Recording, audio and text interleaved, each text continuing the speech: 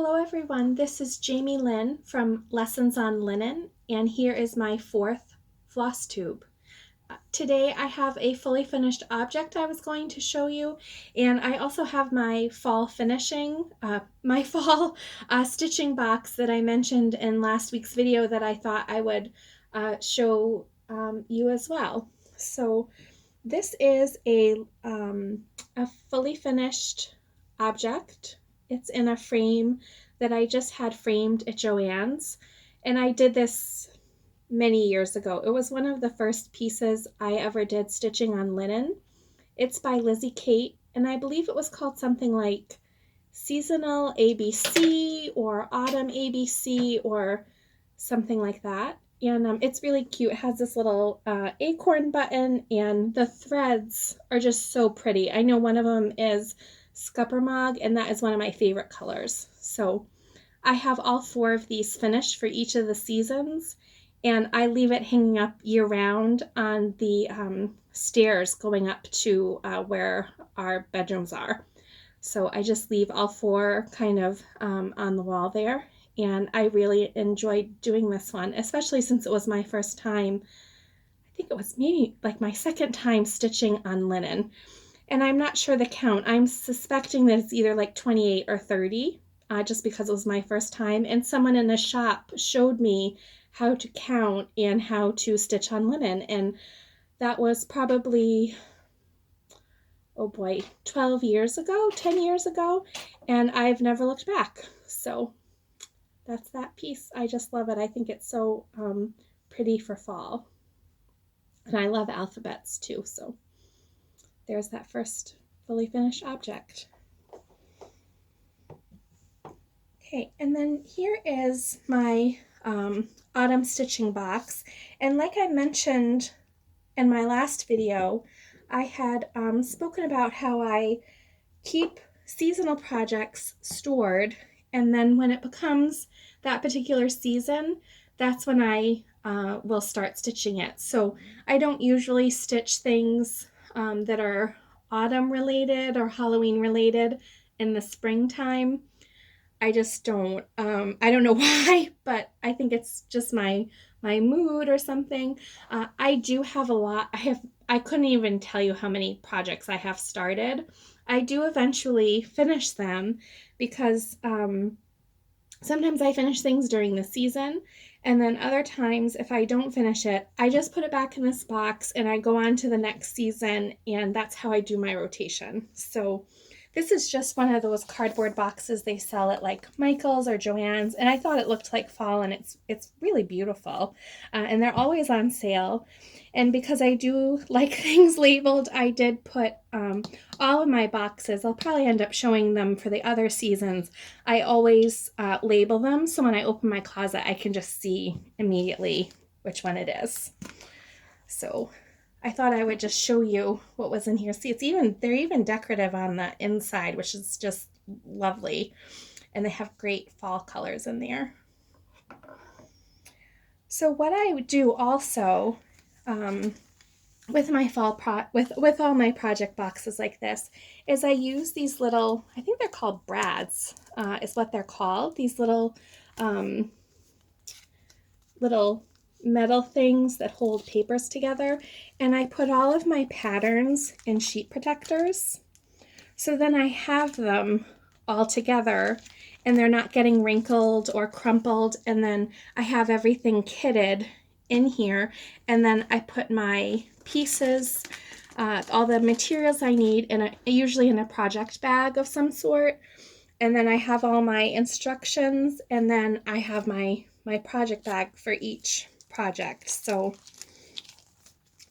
here's some of the ones. I just unfold it and put the card in it, and you just put it in these sheet protectors because they're pretty inexpensive, and then they're held together just with this, and then these little rings. Oh, this is just slipping off a second, and then I can just stick it in the box, and that's it. Everything's together. And often I'll leave this under my coffee table, has like a shelf, so I'll leave whatever month's boxes under there too. So I do find I get a lot of enjoyment too when all my stitching things are organized. So I'll just show you a few things that are in here. It might end up being too long a video if I show everything, so I think we'll just go through a few of the things in the box, and then I will show you the rest next week.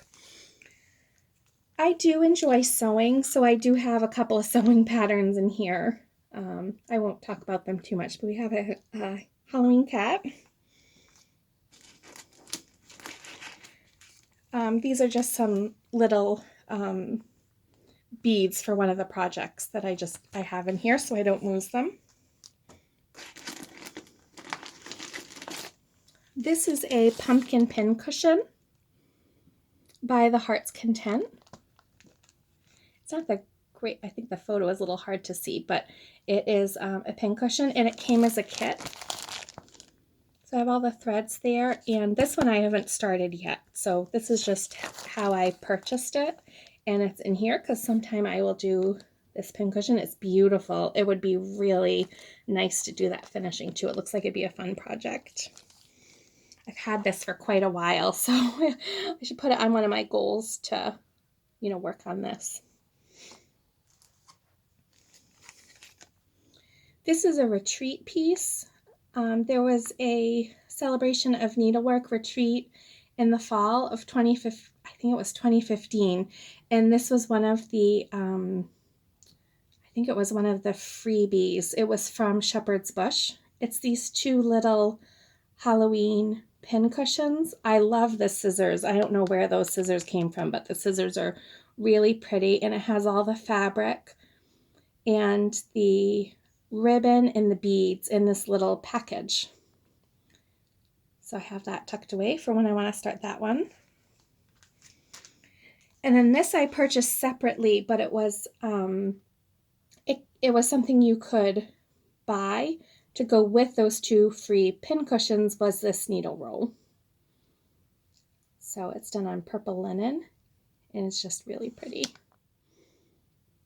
Again, by Shepherd's Bush. Here's an example of a project that, ooh, it's nice to look at this because I haven't seen it in a while. Here's all the threads.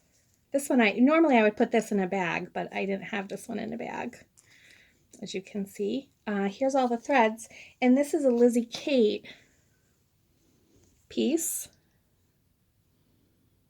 And I didn't finish it last year, and I didn't worry about it. I just put it back in the box because I'm sure I went on to Christmas and, you know, holiday stitching. And so I have my pattern and my threads, and then right in here, I'll go back to all my patterns. I'm sure the pattern is in here. Yep, it is. This is a Little Boo by Lizzie Kate. So I don't have too much to do on that. I just have the little candy corns and another one of the stars. So actually, maybe I could just finish that off tonight and then it'll be done. And that's what's nice I like about storing my projects this way is I often don't know what's in here. I'm not worrying about if I finished it or not, or if I started something. I know I'll finish it, and it's just nice to see this again, and I can put it in my rotation and just, you know, start stitching it again. Let's see, what's this? This is a little small. It's called Boo. And I don't know who it's by. I don't want to open it up, but it does have everything you need in here. The picture's quality is not great, but this would be a quick one to stitch during these months. I have some extra thread that's Halloween thread in case I need it. They're probably from other projects, but I just left it in here because I could use these as a substitution or on another project. So I just, you know, there's not too much left, and I just left them in here. I have some cute finishing fabric that I put in here because I liked it and I knew I could maybe use it.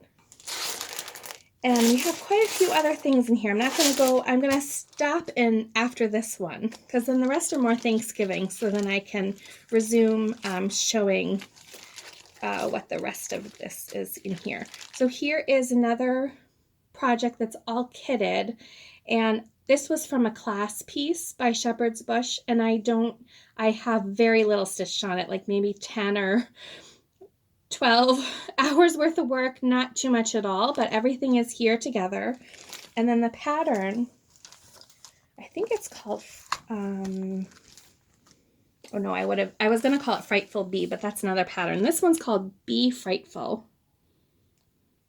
And it was part of a class. It was a class because there's some specialty stitches down in here. So I've done a couple of these like specialty stitches, but that's it. I haven't done anything else on it. And so I have the pattern in my little, I don't know what you call this, maybe a folder or whatever, in the sheet protector, and then I can start on that. I think I haven't really worked on this one because it is bigger, and because I do my stitching where I will work on things a little bit at a time and then have a rotation, it does make it a little harder to work on bigger projects, so I think that's why I haven't started this one yet. But it's really pretty, and I have, you know, everything together here. And then it looks like just one more pattern. This is another small. It's by Homespun Elegance, and it's just the pattern. It doesn't have, it has a little key, but I don't think it came with that little charm for it. And then I have some of these threads that I showed you earlier. Let me just go back to them. I have this collection of threads that are all autumn anyway that were in this box. So then if I wanted to just start stitching it, I could change the colors, or perhaps I have some of the colors that are already called for and I can just pick it up and start, start stitching. So that is my autumn stitching box, or at least half of it. I don't want this video to be too long.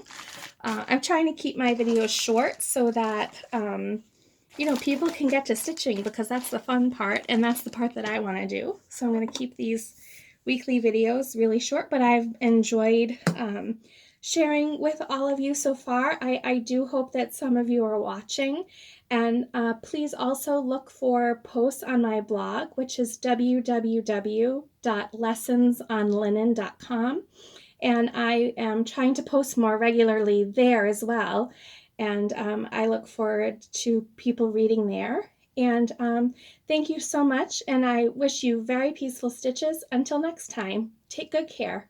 Bye-bye.